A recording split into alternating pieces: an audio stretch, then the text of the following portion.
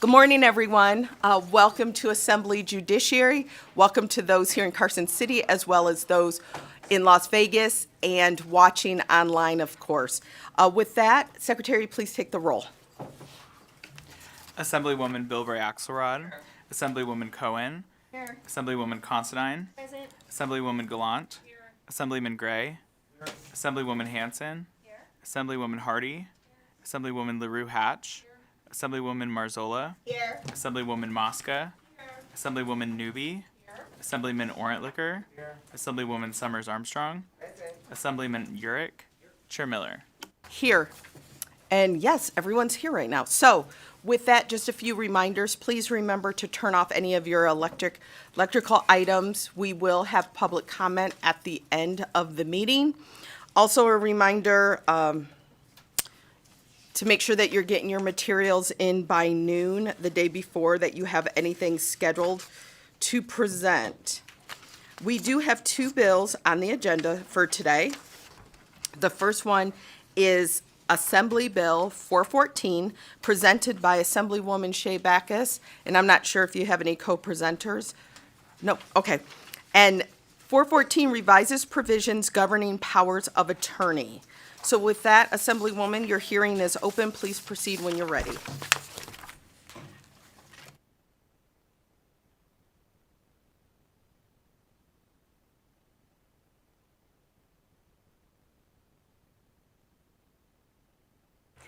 Thank you, Chair Miller, and I appreciate you coming and getting stuff in by noon. I did my best and got it in by noon because as bills roll out that are filed on March 27th, you realize you are going to do like potentially a 180. So I hope the committee was able to get the amendment to Assembly Bill 414 as well as a nice little cheat sheet to 414. So with that, I'll go ahead and commence my remarks. So I thank again Chair Miller and the committee members. I am Shea Backus, representing Assembly District 37 in Clark County. Thank you for the opportunity to present Assembly Bill 414, which revises the power of attorney for healthcare decisions. Prior to getting started, I wanted to make sure that you know we are working off of the amendment and our little cheat sheet as well. In 2019, I brought Assembly Bill 299 to revise the durable power of attorney for healthcare decisions. I did this due to personal reasons and professionally. When my father-in-law suffered from vascular dementia, his durable power of attorney for healthcare decisions assisted me and my husband with his end-of-life care. As an attorney, I knew that the form contained in Chapter 162A was not that great.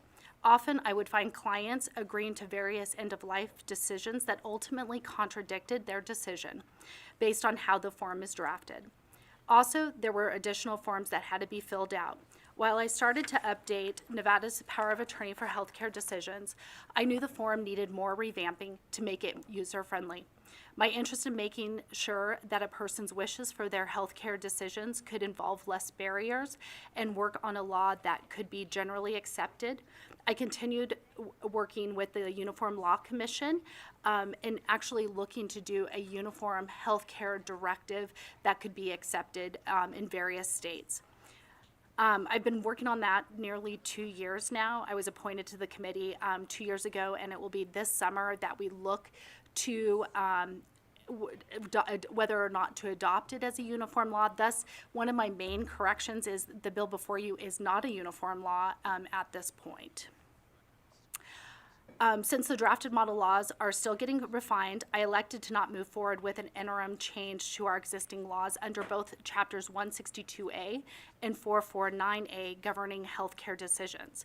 While the power of attorney regarding healthcare decisions is under Chapter 162A, there are a lot of laws governing what is to occur for end-of-life decisions or if a patient is incapacitated, and that's found under Chapter 449A. Since there is still a need for a more simplified form for the healthcare decisions and appointment of an agent, I have included in the amendment the revised form along with a few amendments where terms or other provisions in the form required amendment to our existing laws. With your permission, Chair, I will now walk the committee through the amendment proposed to the bill.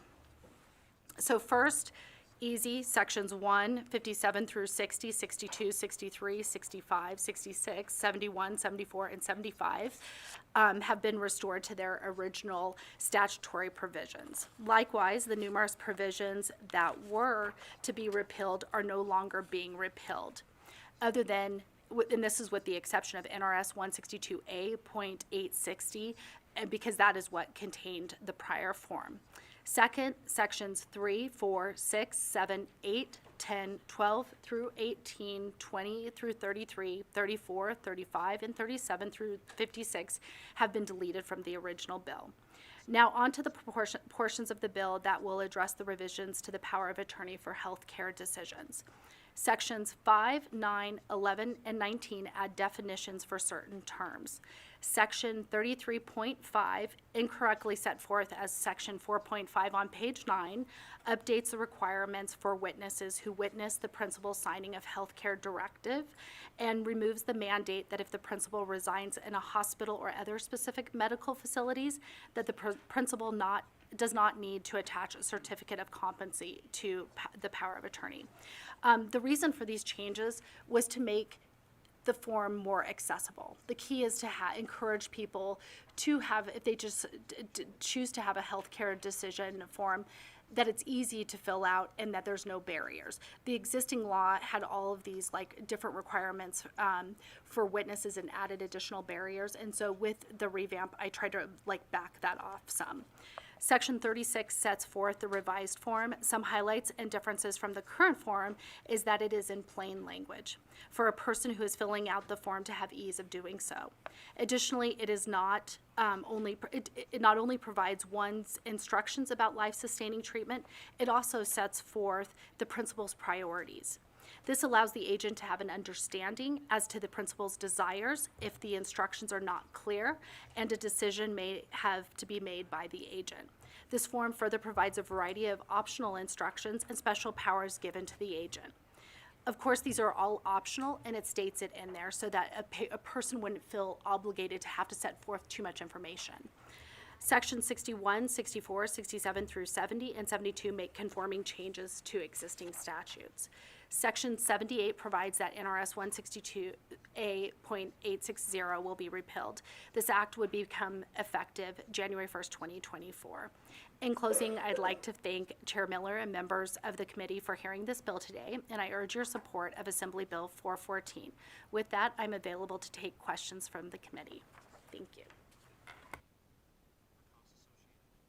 Thank you, Assemblywoman, for your presentation and for your concise and thorough and specific amendment chart.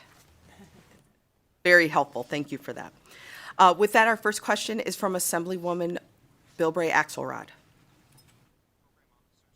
Thank you, Chair, and thank you for bringing this bill, Assemblywoman. You know, so many of us have had to deal with this, especially as we're aging and dealing with our parents or in-laws and things like that, so thank you.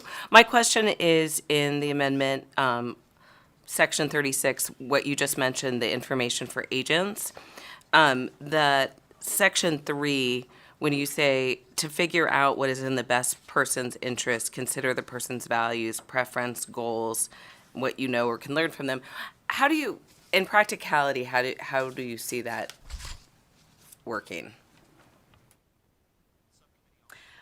Thank you, Assemblywoman Bilbray Axelrod, through Chair Miller. Shea Backus for the record. Thank you. I am taking a look. So Section 36 is the form, and you're saying under Part 3, which expresses one's priorities.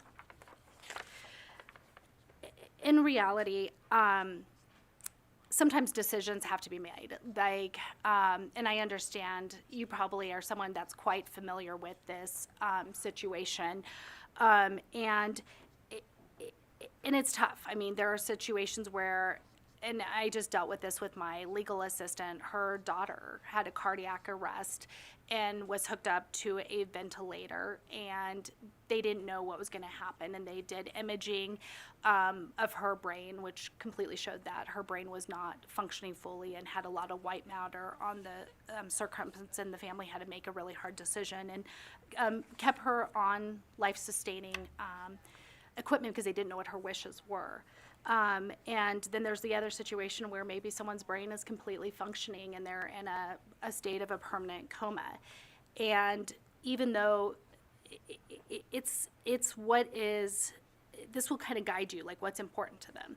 If they want, one thing that's always interesting, and this was something I had to kind of also deal with when you have someone who has vascular dementia and they may not be fully eating, is if they want, and this may not have this part in here, actually, that was a bad example.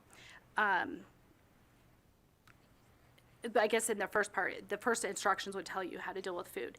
In this, there would be like, what's important talking to someone is like being like friends and family, like of their condition. There's like a lot of different examples to tell you what is important to them. On the decision making, you have physical limitations and mental limitations. And is like, will they want to be like in the situation of my secretary's daughter? It would have been, if they had this information, would have been important to her stay alive as long as possible if she had limited mental limitations, like the situation with her brain. And if she said that was not important to her, then her mom probably would have had the comfort to say, you know what, I'm going to take her off the ventilator. If it was important for her to stay on the ventilator, then that could have been very important. The provisions that I like in this is everyone who's ever experienced someone who is in a condition where they're facing very difficult decisions, and someone may be in a coma, or someone may be hooked up to various machines that are helping them stay alive, is who to talk to about decisions of care, things like that. The other thing is, like, for example, my father-in-law who had vascular dementia, is like the level of independence of if someone wants to be able to stay in their home as long as possible, if that's important, independence is important to that. And those kind of weird decisions that maybe the instructions at the beginning don't provide guidelines for, this also provides that assistance. And hopefully I answer your question along that way.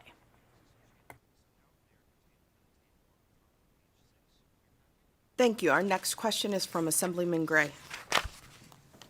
Thank you, Madam Chair. Just a quick question, and I haven't had a chance to synthesize all of the amendments, obviously, and I think this is in the original text, but maybe you can answer this for me.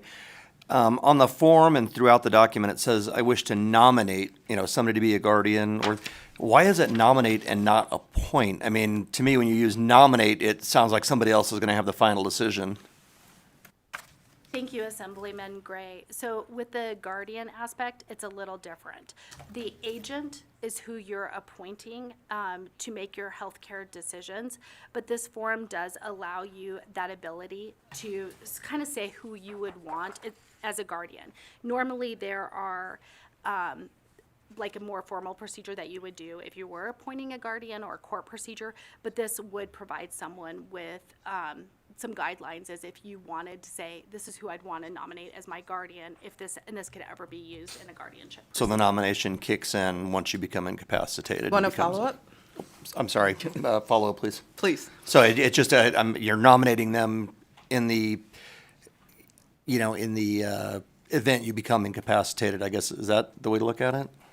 And I'm glad you kind of asked this follow-up, because we're talking two different things. The agent is the person you're basically appointing in the case that you become incapacitated to deal with your health care decisions. Right. That's at the beginning. The guardian is a little separate. A guardian may be someone else that you may have to go, like someone may have to go to court, or depending on the paperwork that you have, is a guardian could be dealing with other aspects of your care. Got it. Thank you. I'm not a lawyer, and nor do I play one on TV. I would like to follow up to the Assemblyman's question, too, about the nominating. So, and as much as we believe, and as many instances as where, appointing or nominating someone to have power of attorney over you should not be a surprise to that individual. However, sometimes it may be a surprise to that individual. So what would happen in the case that an individual had nominated someone to be to have power of attorney, and then when this needs to be invoked, that individual says, no, thank you, I'm not able, capable, interested, whatever. What then would happen? Thank you so much, Chair Miller, for your question. There is ability under Nevada law that you can appoint an agent, and then you can also have a successor agent. So in those situations, and I think it is always good to have, some people look at just one, but sometimes it's good to have two, because of that situation, maybe someone is not available. And so it's always nice to have the successor. Also, under Chapter 449, say you didn't even do this, or you just had one person, we do have laws in place of where someone can look to next if someone was unavailable. Thank you. Our next question is from Assemblywoman Cohen.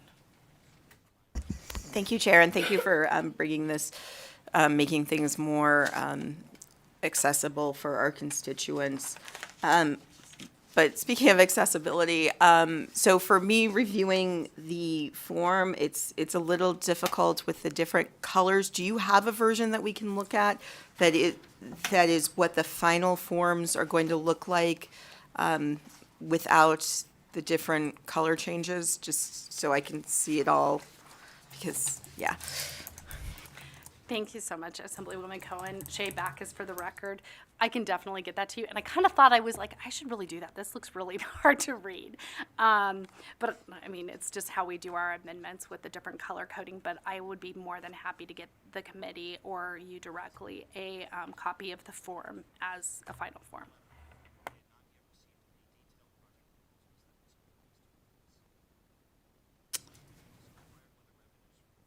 Our next question is from Assemblywoman LaRue Hatch. Thank you, Chair, and thank you for all the work that clearly went into this. My question is on the organ donation. I see, and sorry, there's not a page number on here, but it's part 4. I see that on here it allows you to say you want to donate your organs, but it seems to say, even if it requires maintaining treatments that could prolong my dying process and may conflict with other instructions I put upon here. But it doesn't seem to have an option where you can donate it without doing that. Is it just you have to prolong your life regardless of your other wishes to donate? Or is there an option where you could donate without doing that?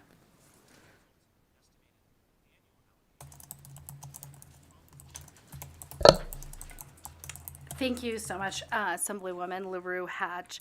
You know, I was just, obviously, you can always list yourself as an organ donor. This probably is not the best place to have that, obviously, driver's license, things like that.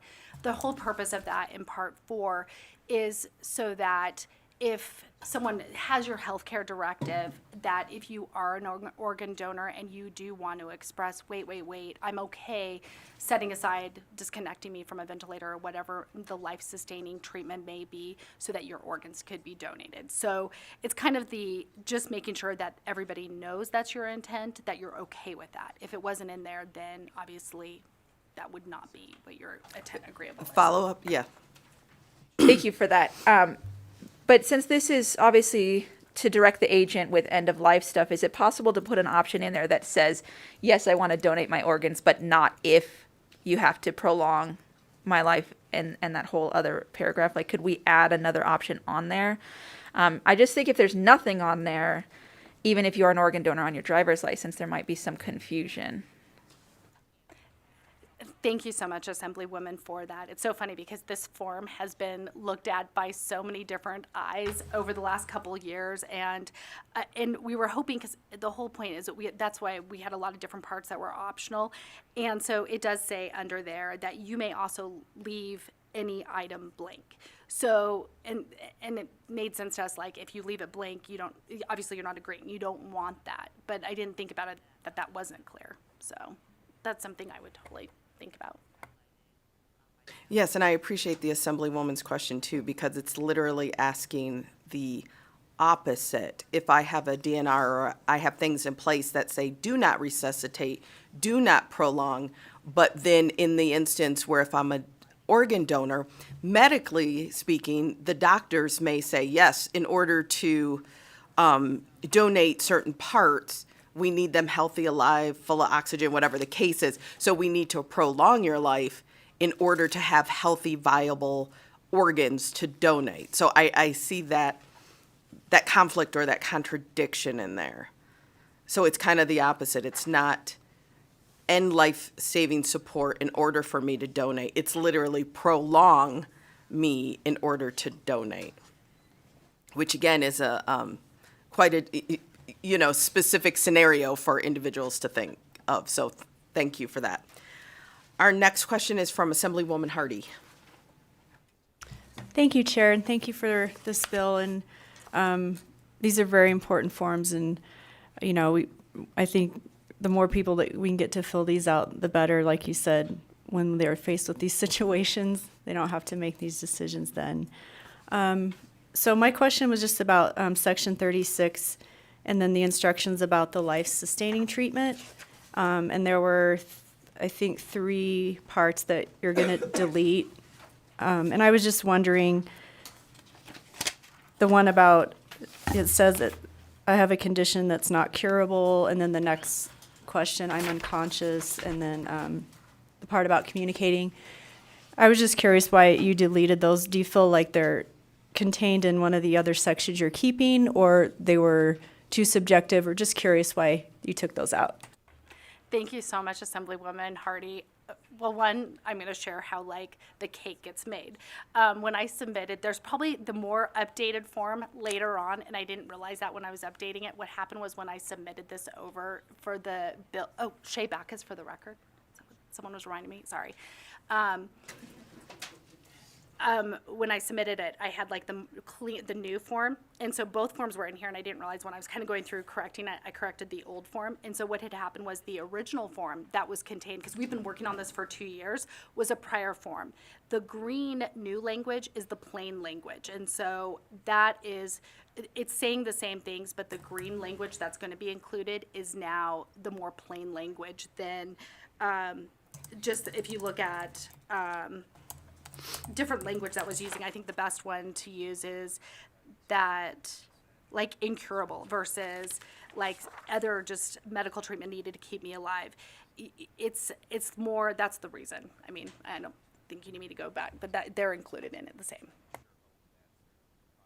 Okay. Thank you. That's what I was gathering from reading it and comparing it, but just wanted to make sure. Thank you.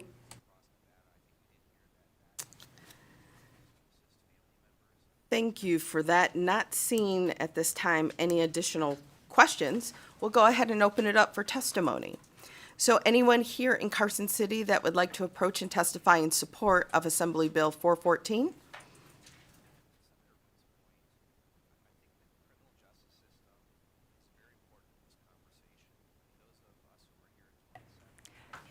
Good morning. Thank you, Chair. Kimberly Surratt, for the record. I'm a family law attorney, but I also have an estate planning practice within my law firm, and I want to thank the Assemblywoman for this bill.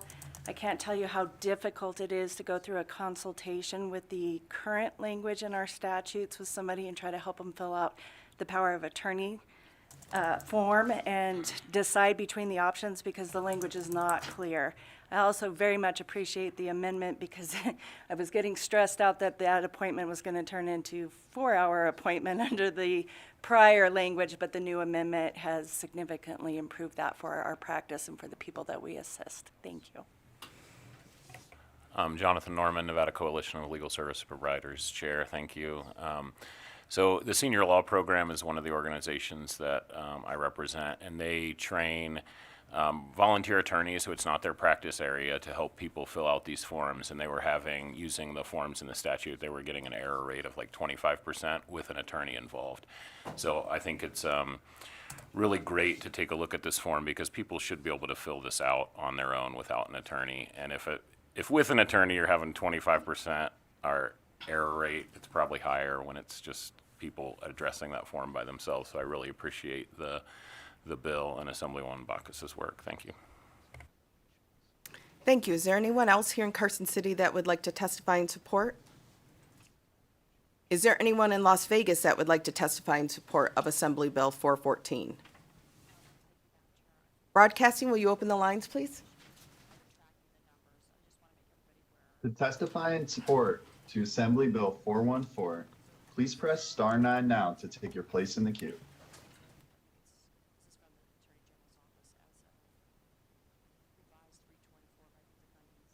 There are no callers choosing to testify in support at this time. Okay, thank you. Then I will open it up for testimony in opposition. Is there anyone here in Carson City that would like to testify in opposition of AB 414? Not seeing anyone. Is there anyone in Las Vegas that would like to testify in opposition? Broadcasting, is there anyone on the, please open the line. Is there anyone that would like to testify in opposition of 414? To testify in opposition to Assembly Bill 414, please press star 9 now to take your place in the queue.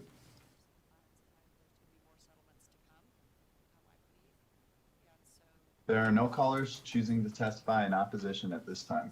Thank you. Is there anyone here in Carson City that would like to testify in neutral? Not seeing anyone. Is there anyone in Las Vegas?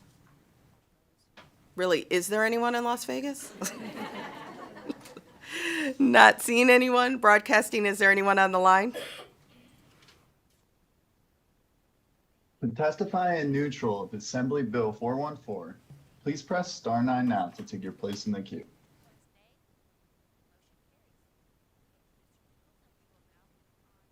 There are no callers choosing to testify in neutral at this time. Thank you so much. Then I will welcome Assemblywoman Backus back up to make any final remarks on 414. Thank you so much, Chair Miller and the Committee on Judiciary. I appreciate your time this morning. I just wanted one quick follow-up from Chair. If I do provide a clean form, would you like me to send that to the committee secretary to share with everybody? Yes, please. Thank you. And with that, I am done. Thank you, guys. Thank you. And I will go ahead and close the hearing on Assembly Bill 414, and I will open the next hearing on Assembly Bill 444, which is also sponsored and presented by Assemblywoman Shea Backus. And this measure revises provisions concerning child welfare. So with that, the hearing is officially open.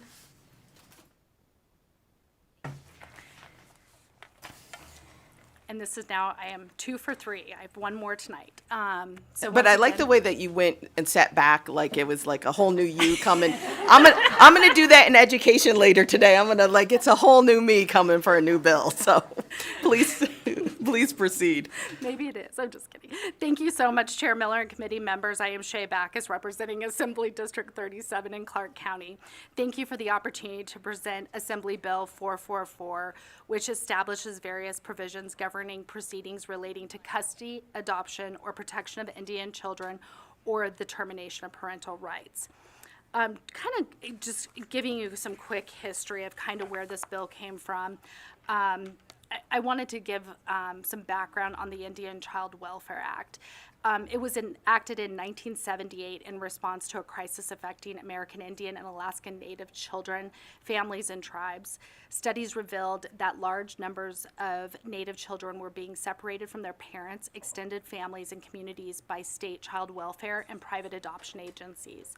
In fact, research found that 25 to 35% of all Native children were being removed. Of these, 85% were placed outside of their families and communities, even when fit and willing relatives were available. Congressional testimony documented the devastating impact this was having upon Native children, families, and tribes. The intent of Congress under ICWA was to protect the best interests of the Indian children and to promote stability and security of Indian tribes and families. ICWA sets federal requirements that apply to state child custody proceedings involving an Indian child who is a member of or eligible for membership in a federally recognized tribe.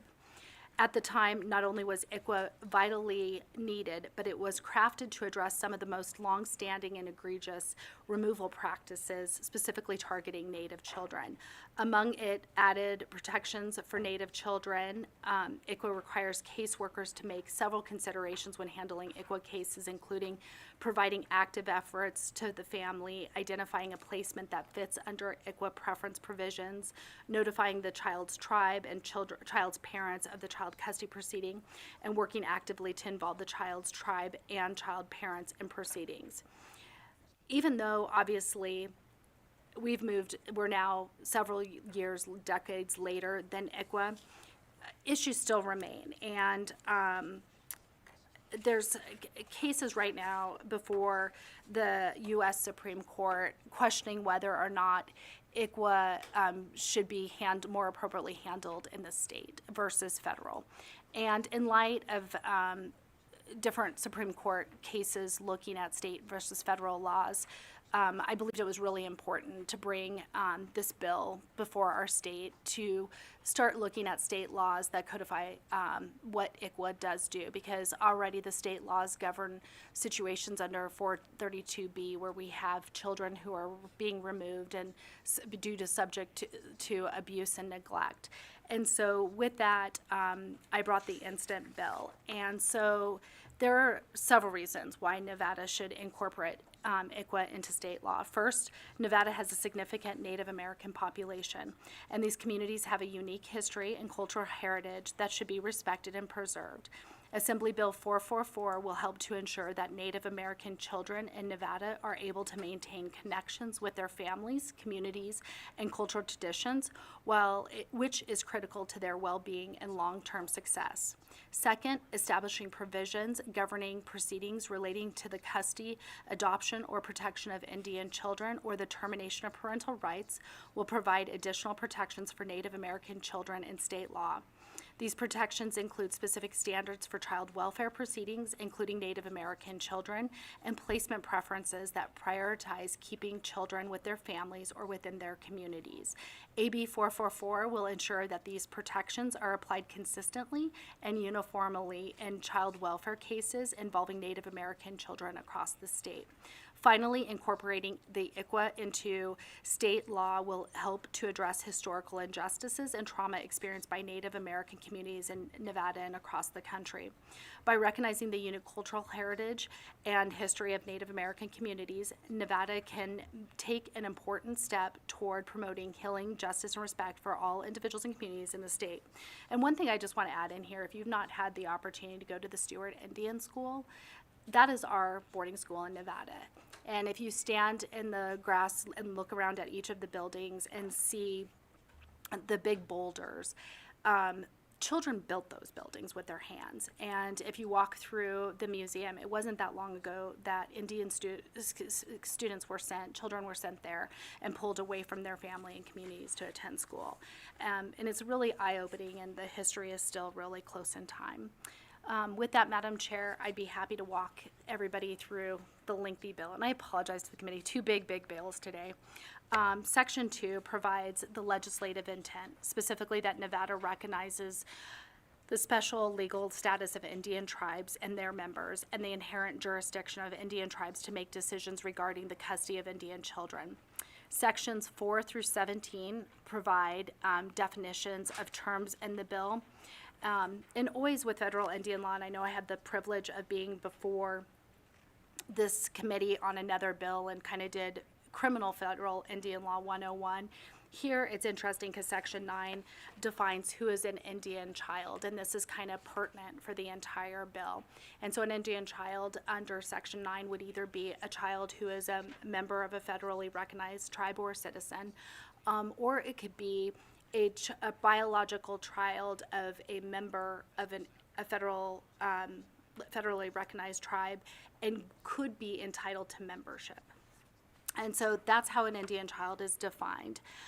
Section 18 defines custody over an Indian child, and then it goes into sections 20 to 38 of this bill establishes provisions concerning proceedings in which the legal or physical custody of an Indian child is at issue. 37 sets forth the placement preferences, and then section 40 makes conforming changes to provisions of existing law to reflect the changes made in sections 2 through 39. And then sections 42 through 50 establish provisions specifically relating to the adoption of an Indian child. 51.5 was added in air. I was doing some other revisions, so we're going to take that back out. It was not meant to be in there. And then section 51 to 70 makes conforming changes to provisions of existing law. Section 71 pertains to tribal state agreements when those can go into effect. And then section 72 pertains to reporting regarding Indian children and obviously removals and adoptions. Then Section 73 requires the Division of Child and Family Services to submit a report to this committee and also the Senate describing the implementation of tribal customary adoptions as an alternative permanent option for wards who are Indian children, and the division's recommendation for proposed legislation to improve the tribal customary adoption process. And this would be if the state was doing the adoption, obviously, because as a state we don't have jurisdiction over the tribes. Section 74 is just basically a full faith and credit clause to the tribal court's decisions. Section 75 is when when state law and federal law interact, because we obviously still have the Indian Child Welfare Act on the books. And then Section 76, the bill authorizes the court administrator to adopt any rules necessary to implement this law. And then Section 78 of this bill repeals certain provisions of existing law that are no longer necessary because of the provisions set forth in Sections 2 through 39. And then Section 79 is obviously the effective date of certain provisions in this bill. While this committee is a policy committee, I would like to note that I've been working with the district attorneys, and hopefully we do have one of our district attorneys mysteriously in the Las Vegas room right now. So someone may be in there that specializes in handling ICWA cases and has worked greatly. I mean, the amendment was a product of her work and her expertise, and I am so grateful to that. And that's Felicia Quinlan down in Clark County, and I understand she may have also worked with Washoe County a little bit to make sure that the state law matches what they do in practice. And so right now I think I have no fiscal notes, so that's pretty a good thing. So in closing, I would like to thank Chair Miller and the members of the committee for hearing this bill today. Incorporating the ICWA into state law is an important step towards promoting cultural awareness in the child welfare system and ensuring that Native American children are protected and treated fairly. And so I would urge your support of Assembly Bill 444. I also have another Ask a Friend here today, that's Jonathan Norman. He has a history of working at Legal Aid Center of Southern Nevada and has handled ICWA cases as a CAP attorney. So with that, I'm ready, and hopefully my two specialists are already also ready to answer questions. Mr. Norman just looked up like, did she call my name? So hopefully he is ready. Yes, yes. Thank you. With that, our first question will come from Assemblywoman Summers Armstrong. Thank you, Madam Chair, and thank you for bringing this really sensitive and kind of emotional bill. Can you talk to us about where this issue is with the Supreme Court and how their decision can affect what you're asking the state to do? Thank you. Thank you, Assemblywoman Summers Armstrong. Shay Backus for the record. That's a pretty thick question. The case is Brackeen versus Holland, and they just had oral argument, and like a while ago, actually. They had oral argument, so we're waiting, obviously, on the opinion. It could do a majority of things. I am not an expert in Brackeen. There are a variety of issues. My focus is basically on whether or not the court's going to say the states are in the better position to be making these rules. The court could also completely roll back everything I know about federal Indian law, and I pray that does not happen and stop looking at tribes as sovereign nations and start looking at it as a race issue versus a geopolitical status. That could be very problematic. But there's a lot of issues before the court. Proceed. Thank you. I was afraid that was the direction, and I'm hoping that you're right, that it just does not go that way. But just for our own purposes, since we are a very, we are mobile people, and we don't always stick with our tribes, right? We marry and intermarry. How will this, if we have these rules here and other states don't adopt similar rules, until Bracken, or until this is decided, we'll be working on a similar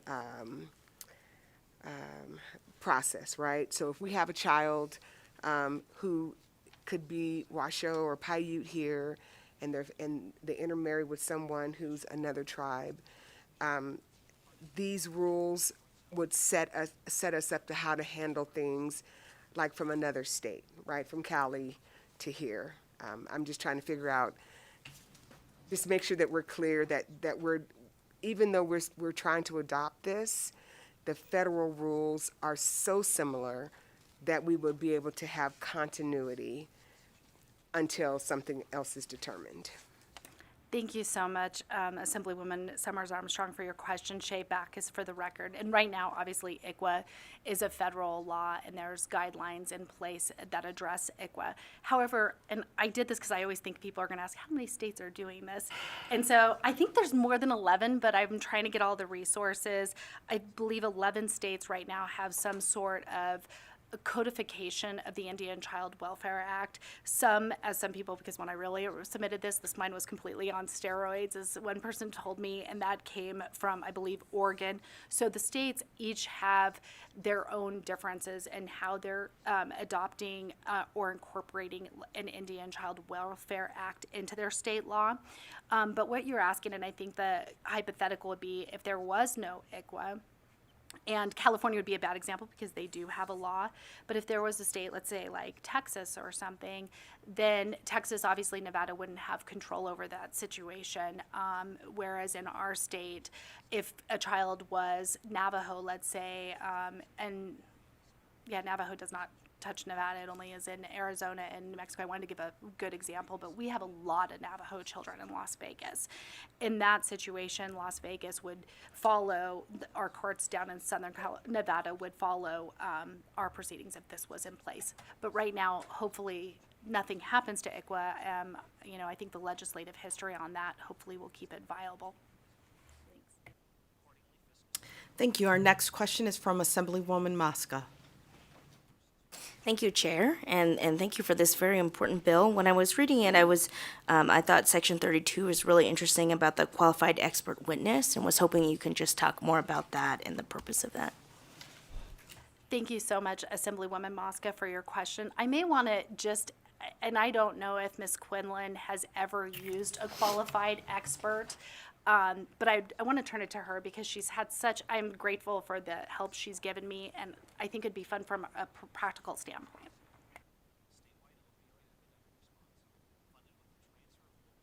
Hello, thank you, Assemblyman Backus. I'm Felicia Quinlan. I'm a Chief Deputy District Attorney. My name is spelled FELICIAQUINLAN, and I have indeed used a qualified expert witness in my proceedings. I'm a Chief Deputy District Attorney here in Clark County. I handle all of the ICWA cases for Clark County for the Department of Family Services. So I actually have used that, and the point behind the qualified expert witness is to make sure, so as Assemblywoman Backus explained some of the history behind ICWA, it's to ensure that these children are being removed from their parents for a reason of abuse and neglect, and not simply because they may have cultural or traditional practices that are different than a typical traditional person would. So it's to erase the idea that, say for instance, one example I have is if there's a tribe, I believe it's in the Northeast, that when there's a death in the family, they mark their children's cheeks. So those markings could be considered abusive if you didn't know that that was the tradition of the tribe to honor the elder that had passed away. So having a qualified expert witness would be able to take away that confusion of, is this practice that you're removing the child for actually something that's abusive and neglectful and not consistent with the cultures or traditions of the tribe. Thank you. Thank you. Our next question is from Assemblywoman Cohen. Thank you, Chair, and thank you for the presentation. And thank you for spelling your name very slowly, Ms. Quinlan, because so many times witnesses spell their names so quickly that it's very hard to write it down. So my question is about Section 34 and the representative from the tribe who isn't an attorney. Can you go a little more into that? And, that section kind of worried me because, well, we do want the tribes to be represented and to have their say and participate. I don't ever want anyone to say something they shouldn't in court or not understand the process because they're not an attorney. So, yeah, if you can go into the purpose behind that. Thank you, Assemblywoman Cohen Shea Backus, for the record, because I believe this is now kind of like a new little provision being added to this, is under Nevada law. So a corporation or like state government has to be represented by a licensed attorney in court. Like that is because they're entities, they're not people, and they can't represent themselves. This lowers the barrier, and I'll tell you, I've actually had to be retained by a tribe, their legal counsel in another state. The tribe was brought into a ICWA proceeding in Clark County, and the tribe had to go out and not only they had their own counsel, but they had to hire me to appear in family court to talk. And I think the tribe at that point was saying, you know what, we're going to trust Clark County's Department of Family Services to handle the situation, and we're not going to take it internally to our tribe. And they didn't have like social services and the support to end up addressing the supervision. And so in a situation like that, you could almost have someone who is from the tribe get on the phone and talk to the court, as opposed to going, like, I didn't have as much connection to the tribe that the tribe could have on the phone and be as just as effective or have a representative. Okay, our next question is from Assemblywoman LaRue Hatch. Thank you, Chair, and thank you for bringing this bill. I agree with my colleague that it is important.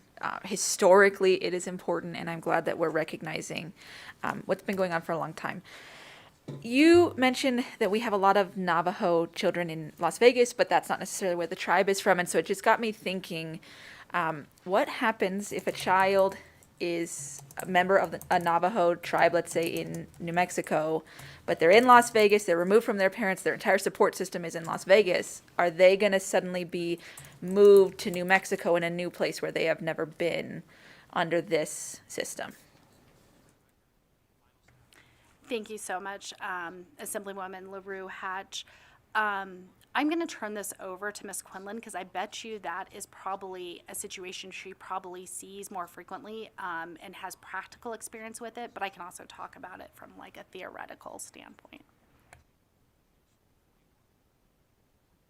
Thank you, Assemblywoman Felicia Quinlan from the District Attorney's Office. That particular situation, because Assemblywoman Backus is right, there are a lot of Navajo children in Las Vegas that come across the border. And I hate to answer this in a very nebulous way, but it really depends on the situation. So if you have family here in Las Vegas who are also Navajo, we will place with family here in Las Vegas. If you have family, say from like one of the situations that the other Assemblywoman mentioned, maybe there's a non-native parent and their family, that could be considered extended family under ICWA, we would place with that family. If there was absolutely no one here in Las Vegas, but there's family back on the tribe, we would initiate, there's two ways to do it, either through the interstate compact for placement of children or in cooperation with the tribe to do a home study to try to place the child with the tribe. If the child had never been to the tribe, then we consider the nature of the contacts and those types of things to see what's in the best interest of the child, because that's still a paramount consideration in our child welfare system, and try to do what's best for that particular child in that particular circumstance. But to answer your question from a practice standpoint, I have never sent a child in any child welfare proceeding out to someone that they've never met before and have no contacts with, because that wouldn't be in their best interest. Thank you. I would like to follow up on the Assemblywoman's question. So this process that you're speaking of, this isn't according to tribal courts. This is just what you're saying with Nevada courts or Nevada programs that we try to do to make sure that we're placing the Navajo kids with other Navajo families. Thank you, Chair Miller. Again, Felicia Quinlan for the record. We always work in cooperation with the tribe, and that was actually one of the amendments I made on that bill to specifically spell out. We work, all efforts are made with cooperation of the tribe. In practice, that's how I handle every case. Every case I have tribal input. I have, sometimes they can provide resources, and I have a tribal representative in meetings and things with the caseworkers to make sure that the tribe is 100% not only cooperating, but on board with some decision-making that we're doing.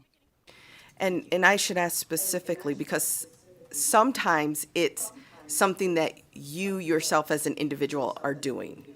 But I want to make sure, will this legislation ensure that this is something that everyone is doing, that this is our process for children, that in every case we will cooperate with the tribal courts or tribal representatives? Thank you for that question, Chair Miller, and again, Felicia Quinlan for the record. Yes, absolutely, and I think that's part of the reason why this is so important, is because it is putting something that I practice into a statewide statutory scheme so that we can have across the board the same treatment. Thank you for that. So if there's anyone here in Carson City who would like to testify in support of Assembly Bill 444, please come forward.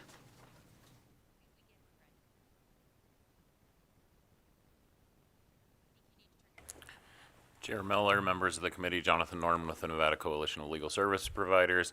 I had the pleasure of working in the on the ICWA calendar with DA Quinlan, and I was really happy she was here because she is the expert, and I would have been a poor substitute.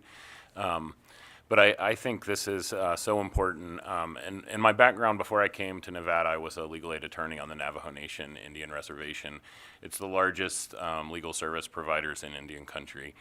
And you know, about 75% of our staff we were about 90 people were Navajo. And the number of Navajos I worked with who themselves had been removed and put in a boarding school, it was well more than half of the Navajos over the age of 50. So when we talk about recent memory, it is really recent memory.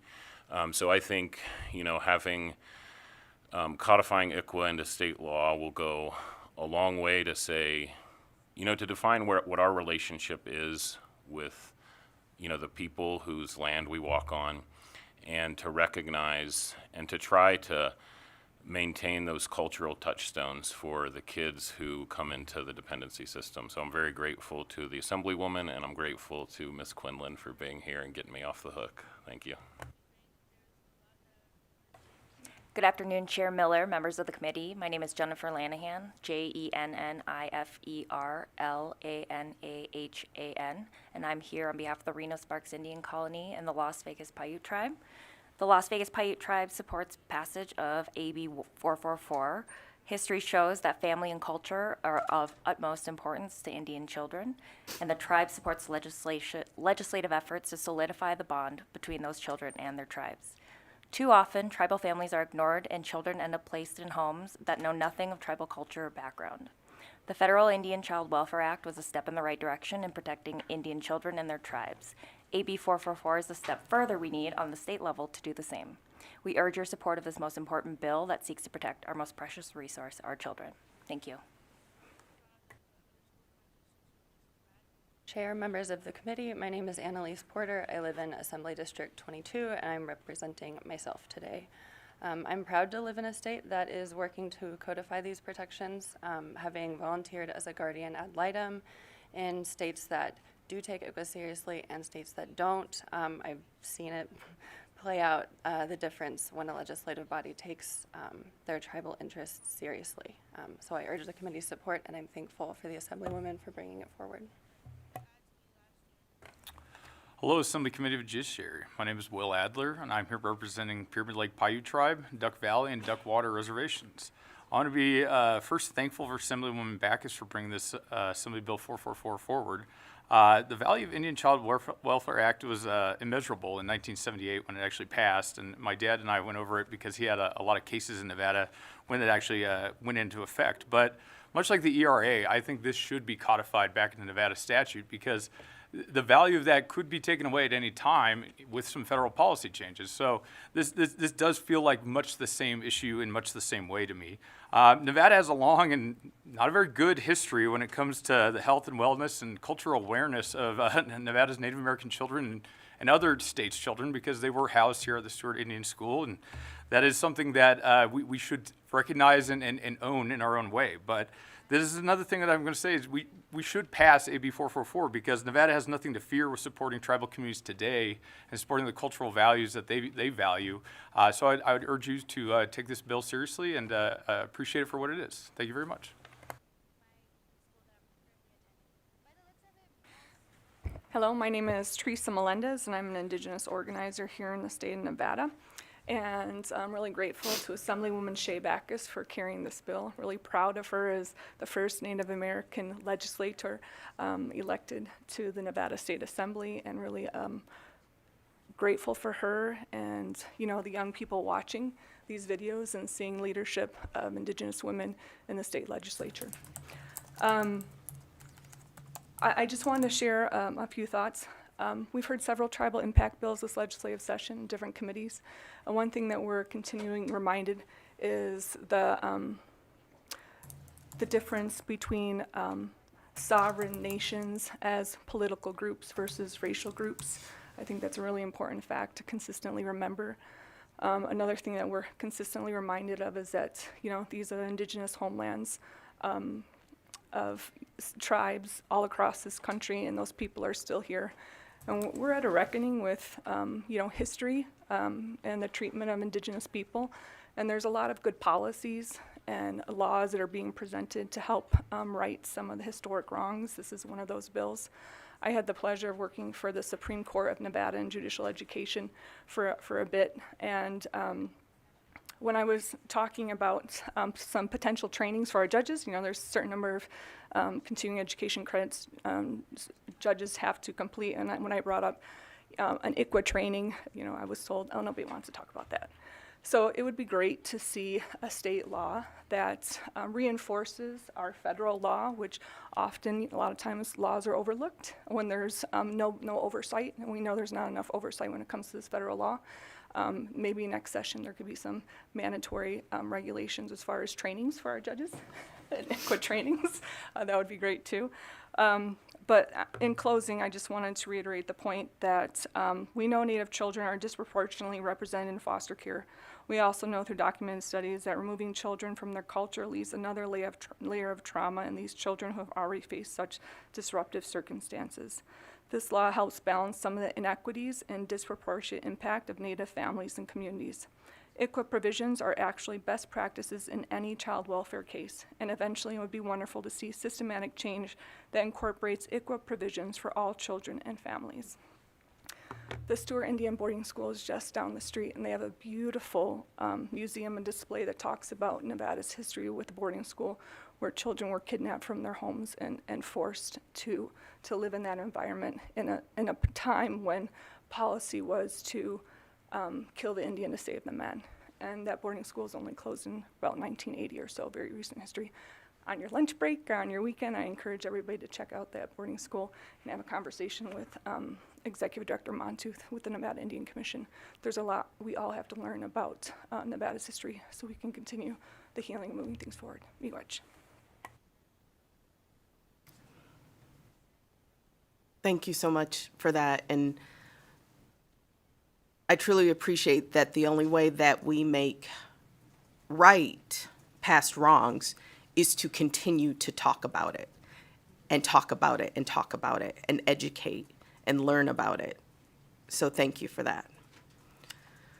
With that, is there anyone in Las Vegas who would like to testify in support of Assembly Bill 444? Thank you, Chair Miller. This is Felicia Quinlan from the Clark County District Attorney's Office here in Clark County in Las Vegas. And I truly appreciate Assemblywoman Brockes not only for bringing this bill, but also working with me these last few days on the amendments and bringing it into how I'm really proud to say how we practice the federal law here in Clark County, and to make that a statewide initiative so that we can protect our Indigenous children, and we can make sure that this very, very important law, I think you've already heard from a number of people how important it is to not only honor the Native tribes, but to honor what they've been through and to honor family. And I think that's really important for all of us.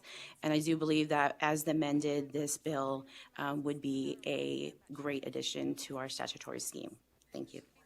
And I am also supporting on behalf of the Department of Family Services here in Clark County. Thank you. Thank you so much. Is there anyone else in the room there with you? No, there's not. Okay, thank you. Broadcasting, will you open the lines for anyone that would like to call in support of Assembly Bill 444? To testify in support of Assembly Bill 444, please press star 9 now to take your place in the queue.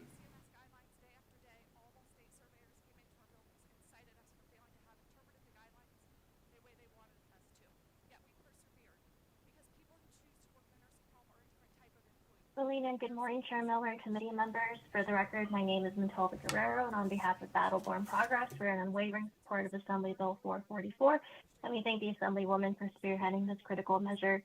As a Kanaka Maoli, it's important to me that this body upholds tribal sovereignty, as the Indian Child Welfare Act recognizes tribal nations' sovereign right to protect families and their children. ICWA recognizes the importance of maintaining the cultural identity and connection of Indigenous children to their families and ancestors, which is critical for their overall well-being. This is accomplished by requiring agencies to make diligent efforts to identify and locate extended family members and members of the child's tribe who are willing and able to provide care for the child. We're calling on this body to support this bill because this is a powerful tool to empower and support Indigenous children while allowing them to maintain strong connections with their culture and identity. We urge you to support this bill. Thank you.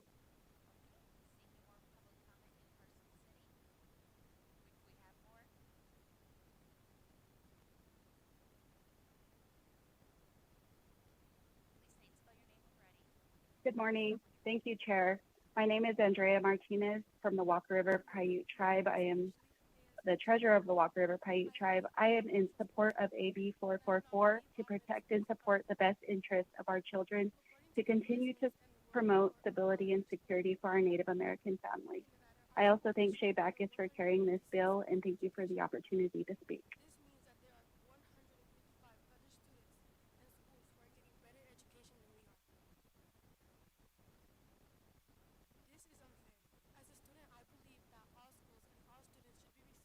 Good morning, Chair and Committee. For the record, this is Patrick Burt. I'm the Vice Chairman of the Washoe Tribe of Nevada and California. I would like to begin with offering my gratitude to Assemblywoman Backus for bringing this very important bill forward. As we all know, the United States nationally has this long history of the taking of Indigenous children. More specifically, in the state of Nevada, we hosted the Stewart Indian School that's also reflective of those same actions. More recently, there have been studies that show 25 to 35% of all Native children were being removed from families, and of those children, 85% of them were being placed outside of Indigenous families. I believe that this bill is a mechanism that would allow for Indigenous groups, especially in Nevada, to maintain our familial structures, but also protect Native children. We urge you to support AB 444. Thank you.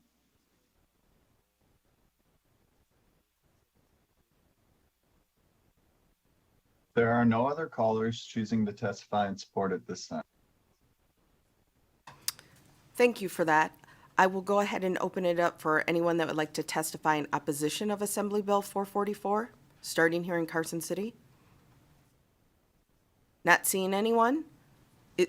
And I know there's no one else in Las Vegas right now physically. Broadcasting, will you open up the lines, please, for anyone wishing to testify in opposition? There are no callers to testify in opposition at this time. Thank you. Then we will open it up for testimony in neutral.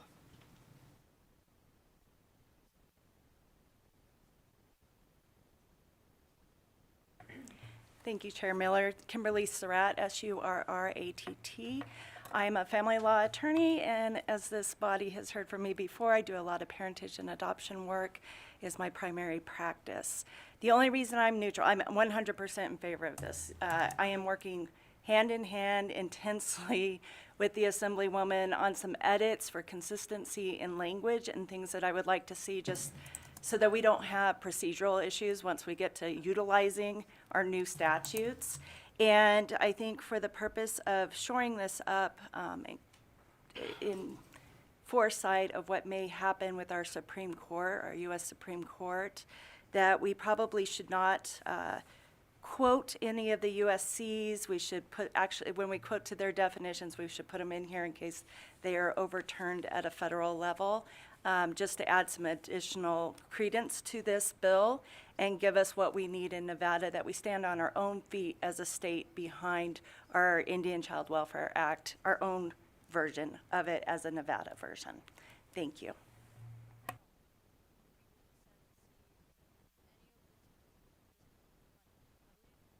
Good morning, Madam Chair, members of the committee. For the record, my name is Cadence Matijevich, Cadencematijevich, representing Washoe County. And I am here in the neutral position, trying to figure out how to interpret the rules. We had submitted yesterday a letter of opposition to this bill as introduced, and so I felt it was important to come forward and let you know that that opposition is withdrawn with the amendment. We're very appreciative of the work that the Assemblywoman did to address our concerns. We do still remain in the neutral position for some of the technical issues that Ms. Surratt brought up, but we remain committed to working with the Assemblywoman and would like to get to a position of support. At this time, we are neutral. Thank you. I'm Stacy Montooth. I'm the Executive Director of the Nevada Indian Commission, and I'm a citizen of the Walker River Paiute Nation. Our agency was created to improve the quality of life for the 28 federally recognized tribal nations and about 62,000 urban Indians who have chosen to make Nevada their second home.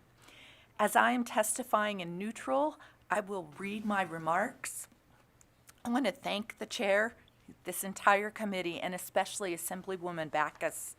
The language in AB 444 ensures that our tribal nations, sovereign governments, continue to have a say in the child protective process. In fact, 11 states have codified the Indian Child Welfare Act, including Wyoming, this week.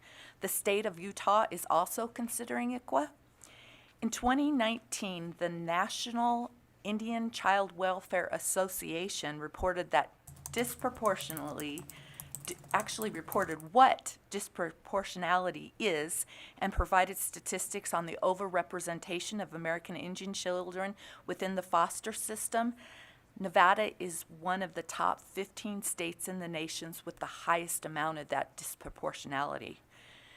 Please know how important it is to maintain Native children in their home and in their communities. Since contact, arguably 1492, the first stewards of this land have suffered systematic, intentional removal of their children. From the Indian wars to boarding schools with forced assimilation to, again, these disproportionate numbers of our Native youth being removed from their families.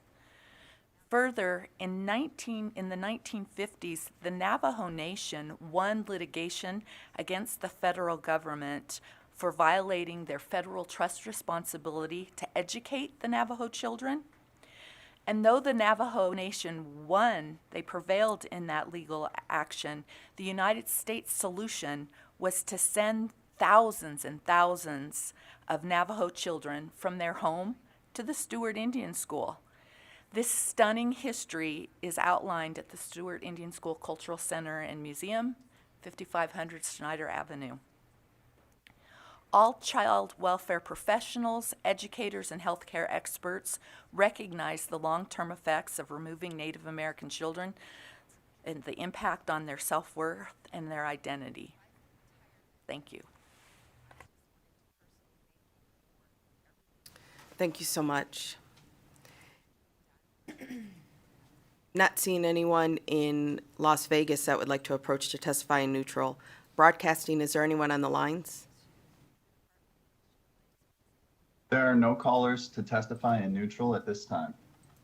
Thank you. Then I will welcome the Assemblywoman back up for any final remarks.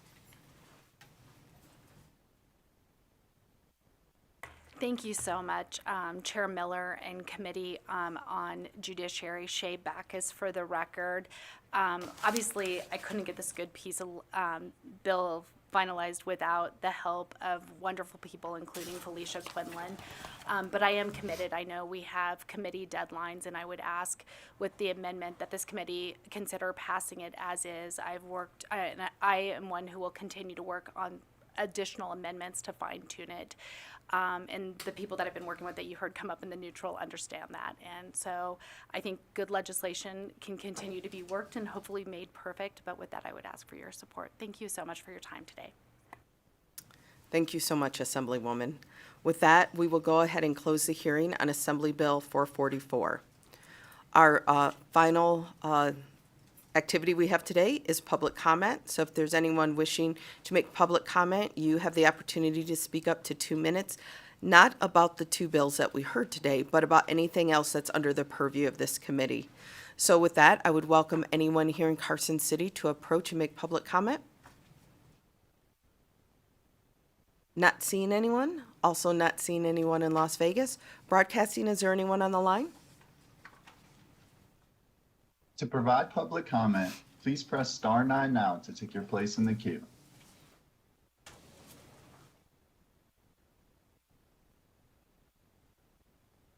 There are no callers choosing to provide public comment at this time.